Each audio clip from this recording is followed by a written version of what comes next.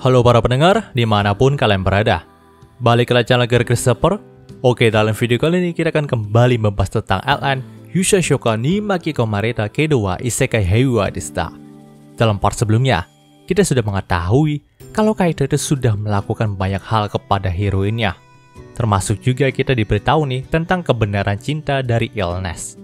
Dalam part kali ini, panel cerita pun berpindah ke karakter Kaito yang sedang berada di gerbang antara dunia iblis dan dunia manusia.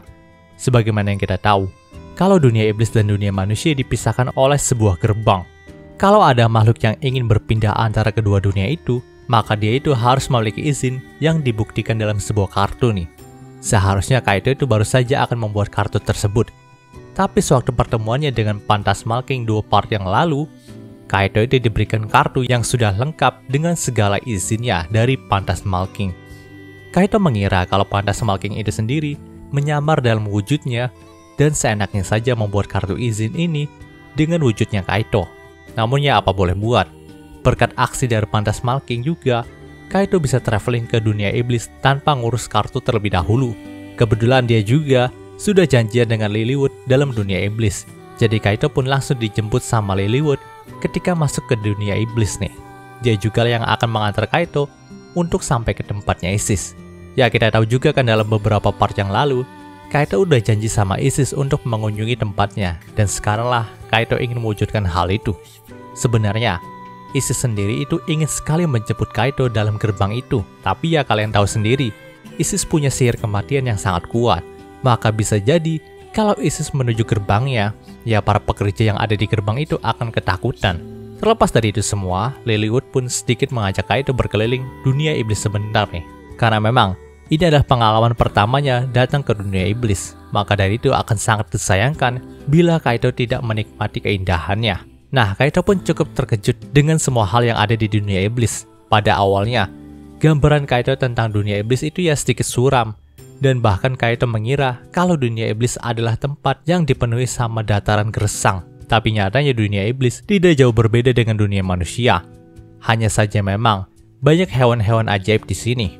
Mendengarkan hal itu, Lilywood pun berkata kalau memang pada dasarnya dunia iblis dan dunia manusia tidak berbeda. Mereka hanya dibatasi oleh sebuah penghalang saja yang membedakan kedua alam ini. Dunia iblis juga memiliki beberapa iklim yang membatasi wilayah ke-6 penguasa dunia. Nah, di sini Lilywood pun menjelaskan kalau wilayahnya adalah wilayah hutan, sedangkan padang rumput luas adalah milik Kuro, lalu gunung berapi adalah milik Megiddo. Dataran tinggi dan memiliki banyak lembah itu adalah wilayah dari Maknawel, sang raja naga. Lalu, wilayah bersalju yang ada di selatan dimiliki oleh Isis. Nah, dari dulu hingga sekarang ini, Lilywood sama sekali nggak bisa menemukan wilayah dari Phantasmal King.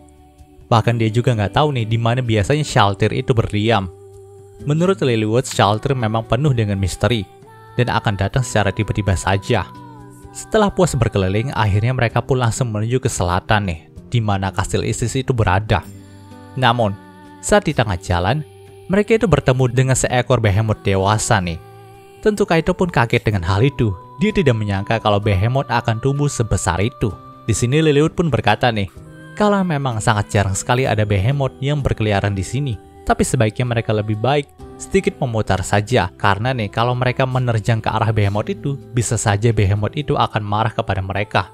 Namun nih pas memutar arah dari behemoth tadi, mereka itu malah bertemu dengan makhluk yang lebih besar 100 kali lipat daripada behemoth tadi. Ternyata yang mereka temui saat itu adalah sang raja naga, Maknawel. Nah, saat menatap betapa besarnya dan mengintimidasinya sang raja naga, Kaito pun sempat nggak bisa bergerak sama sekali. Dia ketakutan karena aura intimidasi yang dikeluarkan oleh Maknawel. Namun di sini Kaito berhasil mengatur nafasnya dan membuatnya tidak ketakutan lagi. Setelah menjadi tenang, dia pun langsung memperkenalkan dirinya kepada Maknawel. Tentu, Maknawel pun kagum dengan sikap Kaito yang seperti itu.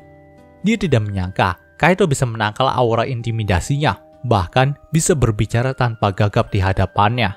Di sini Kaito pun menjawab nih, kalau awalnya dia juga ketakutan dan tidak bisa melakukannya. Tapi, dia berhasil mengatur nafasnya dan bisa mengendalikan rasa takutnya itu. Di sini Maknawel pun cukup senang mendengar hal itu. Gak heran kalau semua raja dunia iblis menyukai Kaito. Nah, saat itu juga McNawel pun menawarkan tumpangan kepada Kaito dan Lilywood nih. Dia berkata kalau Kaito akan bisa lebih menikmati keindahan dunia iblis bila berada di atas punggungnya. Mendengarkan hal itu, baik Kaito dan Lilywood pun langsung menerima tawarannya. Benar saja nih, saat naik ke pundaknya McNawel, Kaito pun bisa melihat lebih jauh betapa indahnya dunia iblis ini. Nah, tepat saat McNawel mulai bergerak, ada beberapa naga yang terbang di sampingnya juga nih. Jadi di sini Kaito pun tahu alasan kenapa McNawel disebut sebagai Raja Naga. Saat perjalanan itu juga, McNawel mulai menceritakan sejarah tentang dunia iblis ini. Dia menceritakan seperti seorang kakek yang sedang mendongeng masa lalunya kepada sang cucu. Mendengarkan hal itu, Lilywood pun berbisik nih kepada Kaito. Kalau sudah mulai cerita begini, maka McNawel itu nggak mungkin bisa berhenti. Jadi Kaito itu harus siap-siap saja mendengarkannya dengan seksama.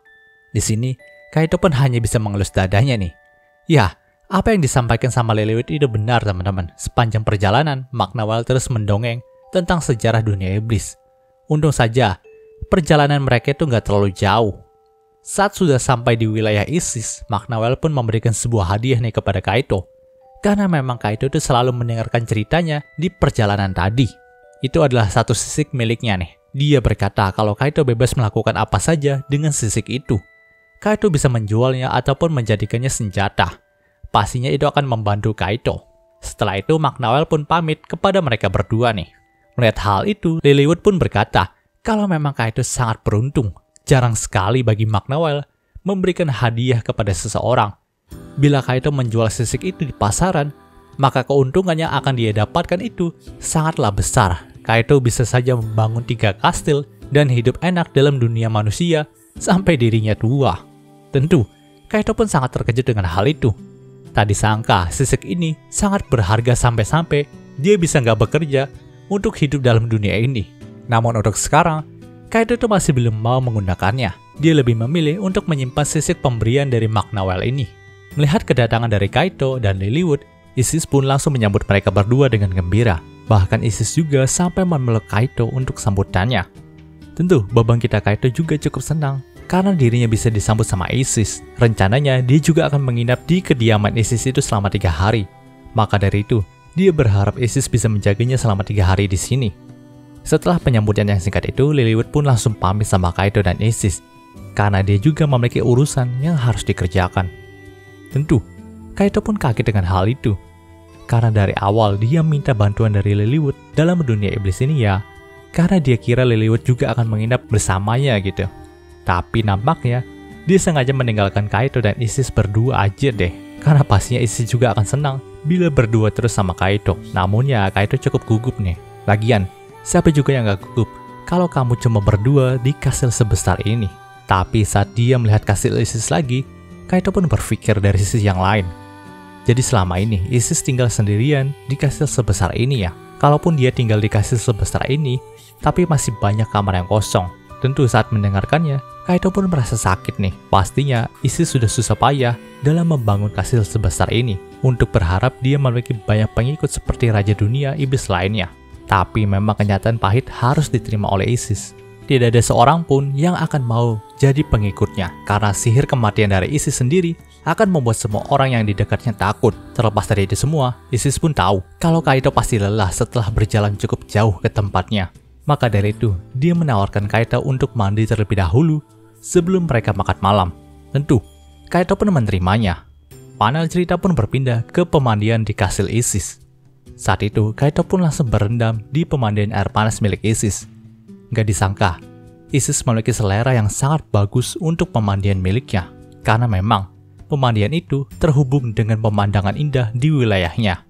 Kaito bisa melihat banyak sekali gunung salju yang cukup menawan dari sana. Tapi yang lebih membuatnya terkesan, Isis itu malah datang ke pemandian untuk mandi sama Kaito.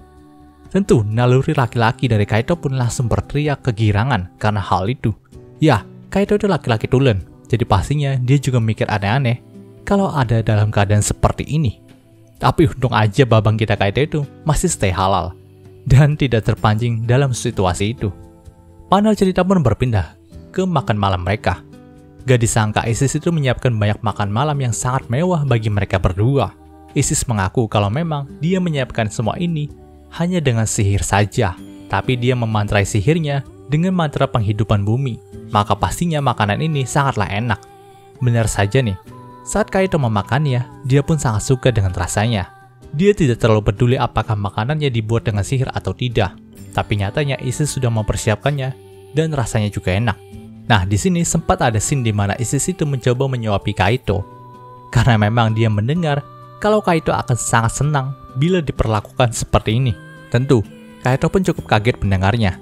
Dia pun langsung tanya siapa yang memberitahu Isis tentang hal itu. Dengan polosnya, Isis pun menjawab nih, kalau yang memberitahunya adalah Shaltir. Mendengarkan hal itu, Kaito pun langsung mengutuk raja yang penuh dengan misteri itu dalam hatinya. Dia pun heran kenapa pantas Malking itu malah mengajari Isis hal-hal seperti ini. Setelah makan malam selesai, Kaito pun diantar ke kamar sama Isis nih. Dan setelah beberapa kejadian tadi, Kaito pun tertidur pulas. Namun saat paginya, Kaito pun merasa ada yang mengganjalnya nih. Ternyata Isis itu diam-diam tidur sama Kaito. Kaito pun sangat terkejut dengan hal itu dong. Dia tidak sadar kalau Isis itu menyelinap untuk tidur bersamanya. Saat terbangun, Isis juga berkata kalau dia tidak suka sendirian. Dan Kaito sudah ada di kastilnya. Jadi dia pun mengambil kesempatan untuk tidur sama Kaito. Di sini Isis juga sekali lagi mengatakan kalau dia sangat mencintai Kaito lebih dari saat mereka pertama kali bertemu. Dia lebih mencintai Kaito sekarang dan tidak mau kalau Kaito sampai pergi dari sisinya. Tentu, Kaito pun bingung untuk menanggapinya nih. Di satu sisi, dia mungkin mulai menyukai Isis. Ya, siapa yang gak suka dengan wanita secantik Isis? Kaito juga gak mungkin bisa membohongi dirinya sendiri. Tapi dalam hatinya, juga masih ada Kuro teman-teman. Maka dari itu, Kaito pun bingung menanggapinya. Ya, Kaito itu bingung untuk milih Isis atau Kuro. Padahal Kuro kan belum tentu jenis kelaminnya itu perempuan teman-teman. Tapi ya Kaito itu masih kesemsem aja sama Kuro gitu. Padahal kalau gue milihnya Isis sih. Oke, lanjut. Melihat Kaito yang bingung, Isis pun berkata nih, kalau dia itu tahu Kaito masih menyukai Kuro. Dia tahu hal itu dari lama. Tapi Isis tidak peduli mau jadi yang keberapa. Dia hanya ingin menjadi istri dari Kaito. Tentu Kaito pun kaget dengan jawabannya. Dia pun berkata kalau dalam dunianya laki-laki hanya bisa menikahi satu perempuan saja. Apakah aturan di dunia ini berbeda? Mendengarkan hal itu, Isis pun menjelaskan kalau memang dalam dunia ini, laki-laki boleh menikahi banyak wanita, bahkan ada laki-laki yang menikahi 10 wanita sekaligus. Ya, ini adalah kesempatan Kaito buat ngeharam, maksudnya menjelaskan kepada Isis nih, kalau mungkin dia akan memikirkan pernyataan Isis terlebih dahulu. Dia masih harus beradaptasi dengan budaya kalau laki-laki boleh menikahi lebih dari satu wanita. Dan yang harus dipersiapkan adalah keputusan untuk tetap tinggal dalam isekai ini. Walau 1 tahun udah berlalu teman-teman. Ya, itu adalah fakta kejam yang harus dipilih sama Kaito. Ingat, kesempatan Kaito untuk hidup dalam isekai ini hanyalah 1 tahun. Dan setelah 1 tahun berlalu, dia harus memilih apakah akan tetap tinggal atau akan kembali ke dunia asalnya. Jika Kaito setuju untuk mengambil Isis sebagai istrinya, maka dia harus tetap tinggal dalam isekai ini. Tapi bagaimana nasib paman dan bibinya yang telah merawatnya dari kecil? Apakah mereka akan kecewa kalau Kaito tidak kembali atau bagaimana? Itulah yang harus Kaito pikirkan baik-baik. Jadi di sini Kaito pun berkata kalau dia akan mempertimbangkannya terlebih dahulu. Dia mau Isis menunggu jawaban dari dirinya. Apakah Isis bersedia untuk melakukan hal itu? Di sini Isis pun mengangguk dan nampaknya dia bersedia nih. Dia akan menunggu jawaban dari Kaito untuk perasaannya ini. Dan cerita di part ini pun berakhir. Oke, muncul pembahasan singkat untuk Yusha Shokan-nya kali ini. Jika kalian suka video ini, jangan lupa untuk like, comment, dan subscribe, dan juga share agar gue lebih semangat lagi dalam membuat video dalam channel ini. Terima kasih telah mendengarkan sampai detik ini. Gue Gary Christopher, signing off.